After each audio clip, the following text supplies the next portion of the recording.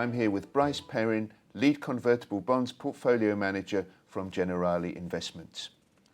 Brice, bearing in mind that we're in a low-rate environment and facing the prospect of more quantitative easing from the ECB, how do convertibles tie in with the investors' search for yield against that background?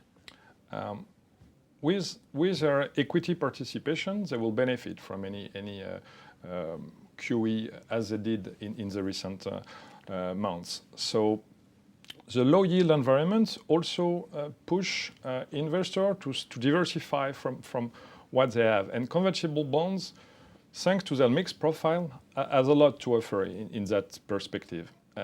When you buy a convertible bond, you have access to not one asset class, but you have access to credit, to equity, to volatility, and to also some specific clauses embedded in the prospectus. So all those characteristics can produce some return. So buying convertible bonds will help investors to face their search for yield.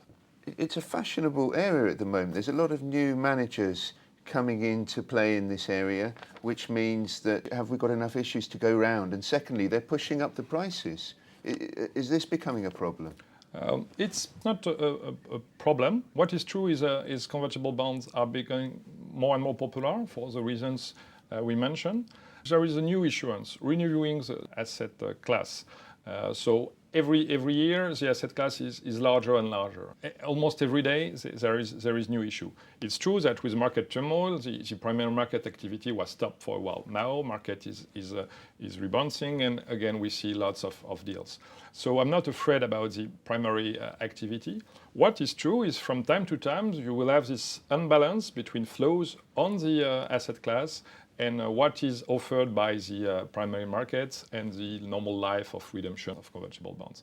So for that reason, there will be some moment where you are right, it will push valuation up.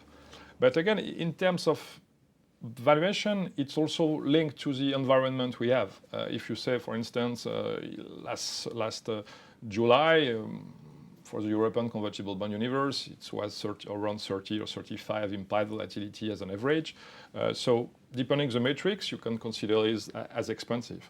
But if you consider that with the increased volatility we had during the summer, with all the China and the question we had about emerging markets, it pushed volatility up. So what was, I would say, a bit expensive became fair price in a more volatile environment. So again, this imbalance can cause some temporary, I would say, expensiveness on the asset class, but on the long run, there's nothing we should be afraid of.